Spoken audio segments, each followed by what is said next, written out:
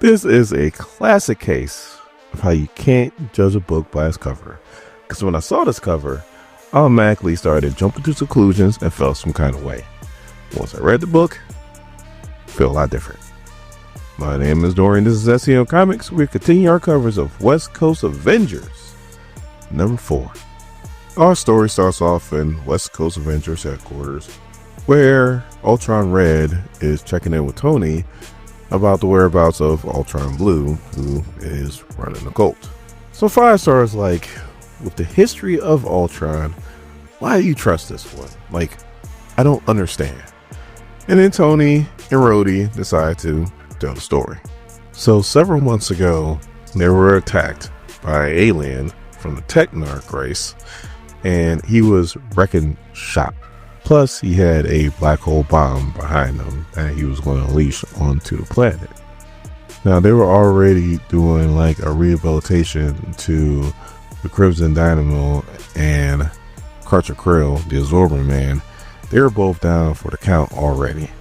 Rhodey's armor was almost out of power, and Iron Man just sent out a distress call to anybody.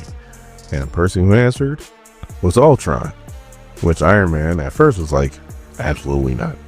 He came out, he hit the Technarch, and then so Iron Man can hopefully trust him in time, he opened up his whole system to Iron Man so that Iron Man could see everything. Everything. So Ultron goes to Tony. It's like, I can't stop the black hole bomb, but I can minimize it greatly. Unfortunately, I'll probably die in the process, but oh well, it is what it is. At least the Earth would be safe. So Ultron was able to minimize the blast. The black hole bomb went off. It started sucking the Technarch and Ultron, and then Iron Man, which he still can't believe he did, went ahead and allowed his suit to, parts of his suit, to go on Ultron so that he doesn't get sucked into the black hole. Black hole bomb disappears, and there is a big ass crater, but it's just a crater. It's not like it sucked in the world. And Ultron's like, why'd you save me? And Tony was like, because you saved us first. So Ultron explains how there were millions and millions of iterations that were up there. And the only ones that were allowed to actually have a body were the ones that can best defend their philosophies. And there's only a few of them. So Tony's pretty much like, will you keep it open source with me? Like, would you allow me to see everything that's going on with you? Ultron's like, of course. So then Tony's like, well, then why don't you stay? Crusher Krill's like, hell no. And same thing with Crimson Dynamo's like, not working with that dude. Try to kill us. And that was the story about a lot of the prisoners that tried to get rehabilitated. Once they saw Ultron, they was like, not happening. So now we go back to the present time, and Kallawatt's like, yeah, I almost quit when I saw Ultron too, but I decided to kind of stick it out.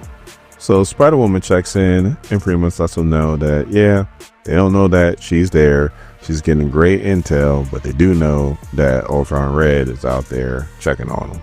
So Iron Man and Rhodey's like, Ultron wanted to just come back. So Ultron comes back, and Firestar just ain't buying it. Not only is she not buying it, but she decides that she's going to start drinking to take the edge off right in front of Tony, which pisses Rhodey off. So Firestar's like, every time I look at Ultron, I don't see an Avenger.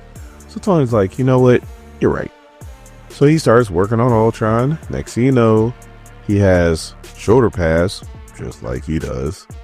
And he has the Avenger symbol on his chest plate. And Firestar's like, look, if it talks like a duck and it walks like a duck, it's a duck. And then she just flies away. So Tony's about to go after her when all of a sudden Kallawatt's like, no, you done enough, rich playboy. Let me go after her. So Kallawatt catches up to Firestar and they start talking.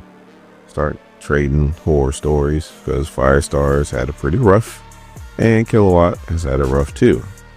But Kallawatt's like, look, just because you had it rough doesn't mean that things have to stay rough. He was like, let's fly towards the prison because my curfew is about to come up. So she starts to talk about Krakoa, how they were in like this technologically advanced treehouse to the sewers when it was all said and done. And then all of a sudden she goes and she kisses Kallawatt. And he goes, Don't get me wrong. That was great. But you need some help. You got PTSD. Plain simple. He's like, did they control every aspect of your life? Did they watch you? Were they suspicious? Were you afraid? And worst of all, you were pretty much in solitary confinement, and now you're back out fighting with robots. You should be taking care of yourself, not the world. After you do that, then let me know if you want to kiss me or not. As he goes back into prison, and now Firestar has something to think about. Like I said, when I first saw the cover of this book, I'm like, oh God, Firestar and Kallawatt are hooking up and so on and so forth. Not only is that not happening, but Kallawatt actually has some common sense. And he's not an asshole. Because I really thought he was an asshole.